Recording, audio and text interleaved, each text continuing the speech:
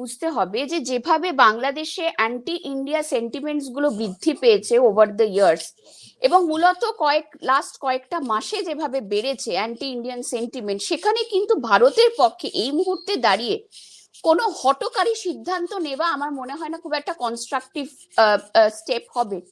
Rather আমার মনে হয়, কারণ আমরা দেখুন আজকে বাংলাদেশের ক্ষেত্রে largest trading partner definitely India, কিন্তু ইন্ডিয়া যদি ট্রেডিং বন্ধ করে দেয়, ইন্ডিয়াকে রিপ্লেস করার জন্য কিন্তু আরো 5টা দেশ আছে, তার মধ্যে চায়নাও রয়েছে।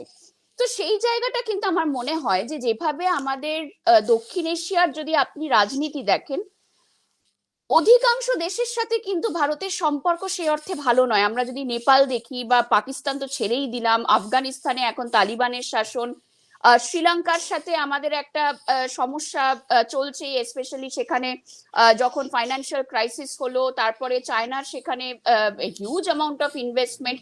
বাংলাদেশেও কিন্তু চায়নার ইনফিল্ট্রেশনটা যথেষ্ট ভাবে লাস্ট কয়েক বছরে বেড়েছে। তো সেই জায়গায় আমার দাঁড়িয়ে আমার মনে হয় যে ভারতের পক্ষে এই মুহূর্তে কোনো স্ট্রং কিছু করাটা খুবই ডিফিকাল্ট। তবে হ্যাঁ, একটা বিষয় আমি বলতে পারি যে ভারত যেটা করতে পারে সেটা হচ্ছে আন্তর্জাতিক যত প্রেক্ষাপটগুলো রয়েছে বা আন্তর্জাতিক যত স্তরগুলো রয়েছে, সেটা ইউনাইটেড নেশনস থেকে শুরু করে বিভিন্ন যে আমাদের মাল্টিল্যাটারাল ফোরামস আছে, ব্রিক্স আছে, সাংঘাই কোঅপারেশন অর্গানাইজেশন আছে, অথবা বিভিন্ন দেশ অর্থাৎ ইউরোপিয়ান ইউনিয়নের দেশগুলো, সেই দেশের সঙ্গে কিন্তু একটা ডায়ালগ ওপেন করে তারা ভারত কিন্তু এই প্রজেকশনটা করতে পারে যে বাংলাদেশে হিউম্যান রাইটস ভায়োলেশন হচ্ছে, এবং সেখানে একটা ইন্টারন্যাশনাল ইন্টারফারেন্স কিন্তু যথেষ্ট পরিমাণে দরকার। এবং আরো একটা বিষয় যেটা ভারতের জন্য খুবই ডিফিকাল্ট, সেটা হচ্ছে দক্ষিণ এশিয়ার যে সংগঠন রয়েছে সার্ক, সেই সার্ক ইটসেলফ কিন্তু একটা ফেলিয়ার অর্গানাইজেশন। কারণ আমরা জানি যে সার্কে কখনোই পাকিস্তান এবং ভারত এক জায়গায় আসতে পারেনি কোনো ডিসিশনে। তো সেই জায়গায় সার্ককে যদি আমরা নাও পাই, আমাদের কাছে আসিয়ান আছে, আমাদের কাছে অ্যাপেক আছে, আমাদের কাছে সাউথ আফ্রিকান ফ্রি ট্রেড এগ্রিমেন্টের মতো অর্গানাইজেশন আছে, অর্গানাইজেশন অফ ইসলামিক কান্ট্রিজ আছে, যেই ইসলামিক কান্ট্রিজ অর্গানাইজেশনে কিন্তু সুষমা স্বরাজ একসময় পাকিস্তানকে কোণঠাসা করতে পেরেছিলেন। তো আমার মনে হয় যে এই রকম কোনো ডিপ্লোম্যাটিক স্ট্র্যাটেজি কিন্তু ভারতের পক্ষে এখন অবলম্বন করাটা অনেক বেটার একটা পরিকল্পনা হবে। দেখুন, চায়না একটা খুবই ইম্পর্টেন্ট এবং ভেরি ভেরি স্ট্র্যাটেজিক একটা ফ্যাক্টর। তার কারণ হচ্ছে আমাদের বুঝতে হবে প্রথমত বাংলাদেশে কিন্তু চীনের যথেষ্ট পরিমাণের ইনভেস্টমেন্ট রয়েছেন, স্পেশালি সেটা রয়েছে চট্টগ্রাম পোর্টে।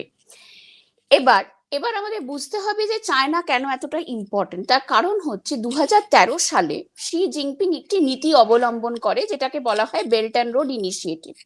এবং এই নীতির মাধ্যমে শি জিনপিং মূলত দক্ষিণ এশিয়ার দেশগুলোর সাথে যে ধরনের ইনভেস্টমেন্ট করে চলেছে, সেটা হচ্ছে মূলত ভারত মহাসাগরে চীনের নেভাল যে ক্যাপাবিলিটি সেটাকে বাড়ানোর জন্য। তার কারণ আমাদের বুঝতে হবে যে চায়নার যে এনার্জি রিকোয়ারমেন্ট অর্থাৎ তেল, এই তেলটা মূলত আসে মধ্যপ্রাচ্য থেকে, এবং মধ্যপ্রাচ্য থেকে ভারত মহাসাগরের রুট হয়ে কিন্তু সেটা চায়নাতে যায়। এবং চায়নার কাছে দেশ অর্থাৎ পাকিস্তান, বাংলাদেশ, শ্রীলঙ্কা এবং মায়ানমার, এই 4টে দেশ কিন্তু অত্যন্ত গুরুত্বপূর্ণ, কারণ এই 4টে দেশই কিন্তু চায়নাকে রাস্তা করে দিতে পারে ভারত মহাসাগর অব্দি। মায়ানমারে আমরা জানি সিটওয়ে পোর্টে, কিয়াকফু পোর্টে চায়নার মারাত্মক ইনভেস্টমেন্ট রয়েছে, বাংলাদেশের চট্টগ্রামে, শ্রীলঙ্কার কলম্বোতে, পাকিস্তানের গোয়াদারে। এবার সমস্যা হচ্ছে চীন কিন্তু চাইছে এই দেশগুলোতে ইনভেস্টমেন্ট করে এই দেশে চায়নার একটা পাপেট সরকার বসাতে, যেটা আমরা শ্রীলঙ্কার এক্স্যাক্টলি আমরা শ্রীলঙ্কার ক্ষেত্রে দেখেছি, আমরা মালদ্বীপসের ক্ষেত্রে দেখেছি। মায়ানমারে ডেফিনেটলি একটা অন্যরকম সমস্যা চলছে, কারণ যেহেতু সেখানে সেনা অভ্যুত্থান হয়ে গেছে।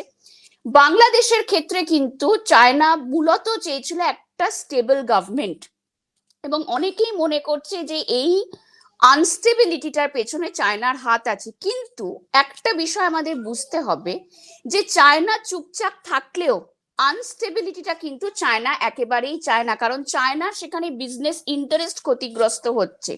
কিন্তু সমস্যা হচ্ছে আমরা যদি চায়নার ইন্টারন্যাশনাল স্ট্যান্ড পয়েন্ট দেখি, সেটা আফগানিস্তানের ক্ষেত্রে হোক, শ্রীলঙ্কার ক্ষেত্রে হোক, মায়ানমারের ক্ষেত্রে হোক, চায়না কিন্তু জেনারেলি কখনো কোনো স্টেটমেন্ট দেয় না।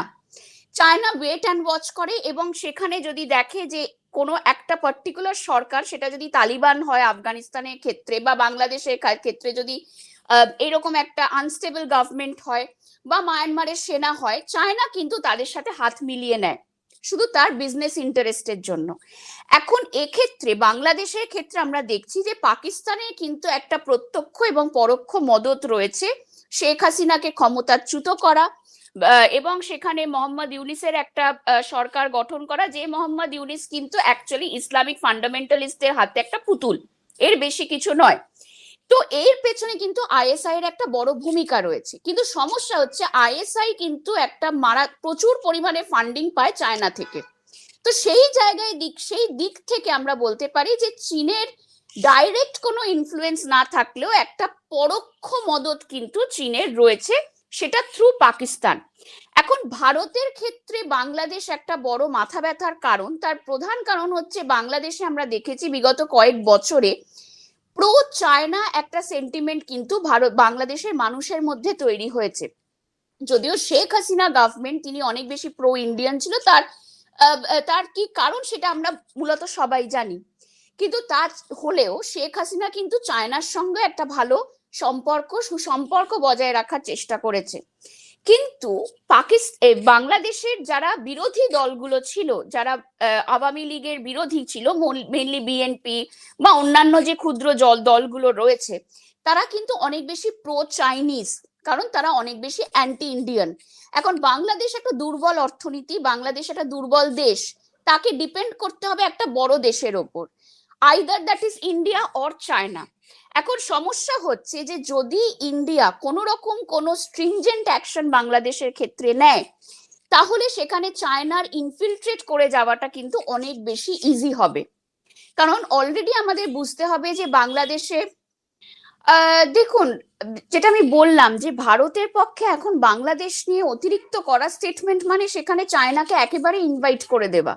এবং আমরা জানি যে চায়নার সঙ্গে ডিসএনগেজমেন্টটা কিন্তু ভীষণভাবে গুরুত্বপূর্ণ ছিল, কারণ আমরা দেখেছি যে বিগত কয়েক মাসের মধ্যে, মাস বলবো না, রাদার বছরের মধ্যে কিন্তু অরুণাচল বা আকসাই চীন রিজনের এরকম অনেকগুলো গ্রাম, ছোট ছোট, ইভেন সিকিম বর্ডারে কিন্তু চায়না অলরেডি অ্যানেক্স করে নিয়েছে, যেটা স্যাটেলাইট ইমেজ থেকে আমরা যেটুকু তথ্য পাই। তো এই জায়গায় দাঁড়িয়ে বাংলাদেশের ক্ষেত্রে কোনো রকম কোনো কড়া মন্তব্য, কোনো রকম কোনো ইন্টারভেনশন, সেটা কিন্তু আমার মনে হয় ব্যাকফায়ার করবে ইন্ডিয়ার ক্ষেত্রেই।